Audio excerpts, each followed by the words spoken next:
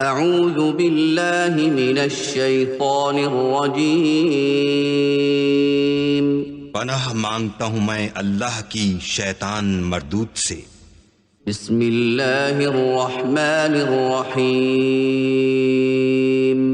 شروع اللہ کے نام سے جو بڑا مہربان نہایت رحم والا ہے۔ بسم اللہ الرحمن الرحیم۔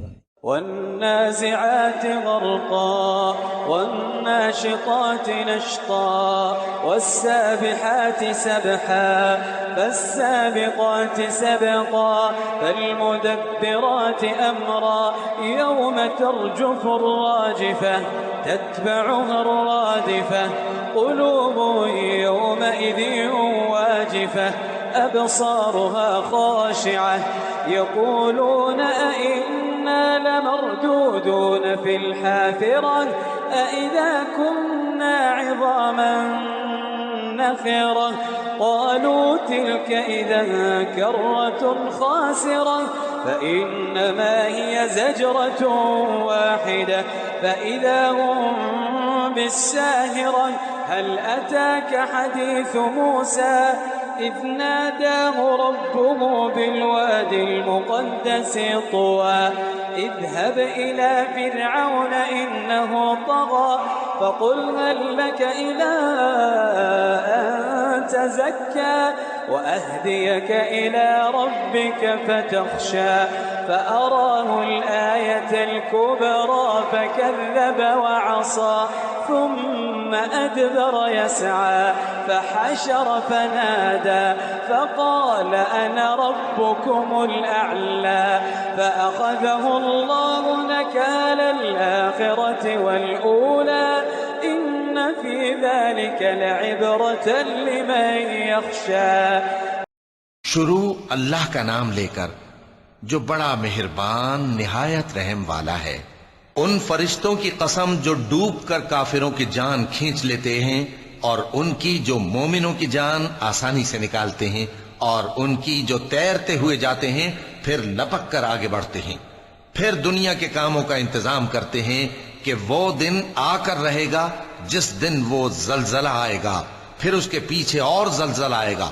اس دن لوگوں کے دل خوف زدہ ہوں گے اور آنکھیں جھکی ہوئی۔ کافر کہتے ہیں کیا ہم الٹے پاؤں پھر لوٹیں گے؟ بھلا جب ہم کھوکھلی ہڈیاں ہو جائیں گے تو پھر زندہ کیے جائیں گے؟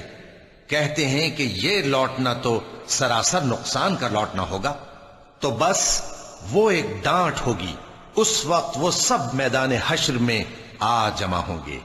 بھلا تم کو موسیٰ کی حکایت پہنچی ہے جب ان کے پروردگار نے ان کو پاک میدان یعنی طویٰ میں پکارا اور حکم دیا کہ فرعون کے پاس جاؤ کہ وہ سرکش ہو رہا ہے، پھر اس سے کہو کہ کیا تو چاہتا ہے کہ پاک ہو جائے اور میں تجھے تیرے پروردگار کا رستہ بتاؤں تاکہ تجھ کو خوف پیدا ہو؟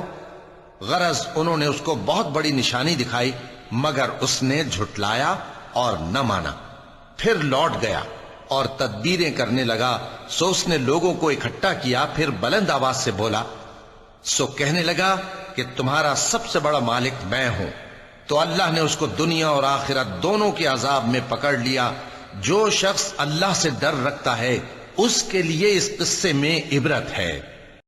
أأنتم أشد خلقا أم السماء بناها رفع سمكها فسواها وأغطش ليلها وأخرج ضحاها والأرض بعد ذلك دحاها أخرج منها ماءها ومرعاها والجبال أرساها متاعا لكم ولأنعامكم فإذا جاءت الطامة الكبرى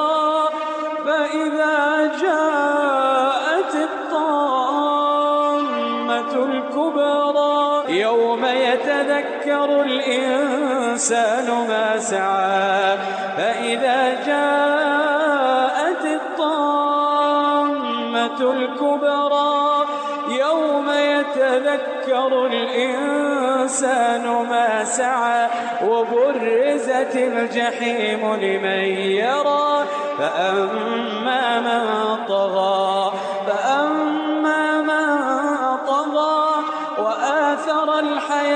الدنيا وآثر الحياة الدنيا فإن الجحيم هي المأوى وأما من خاف مقام ربه ونهى النفس عن الهوى وأما من خاف مقام ربه ونهى النفس عن الهوى فإن الجنة هي المأوى يسألونك عن الساعة أيان مرساها فيما أنت من ذكراها إلى ربك منتهاها إنما أنت منذر من يخشاها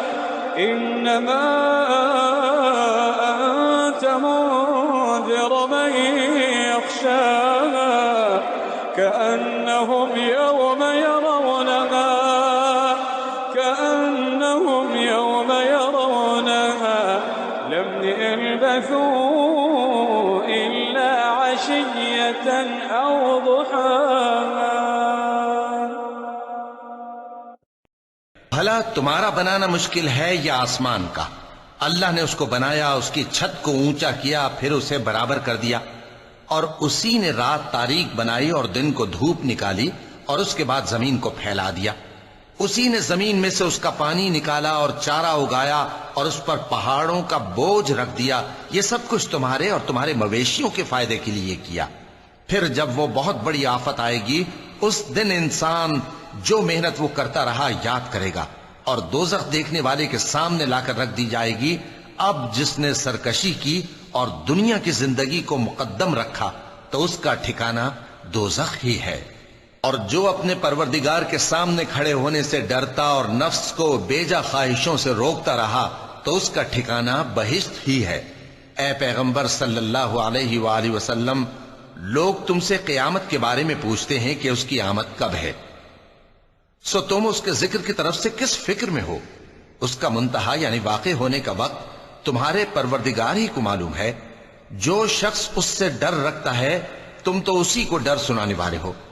جب وہ اس کو دیکھیں گے تو ایسا خیال کریں گے کہ گویا دنیا میں صرف ایک شام یا ایک صبح رہے تھے. صدق اللہ العظیم.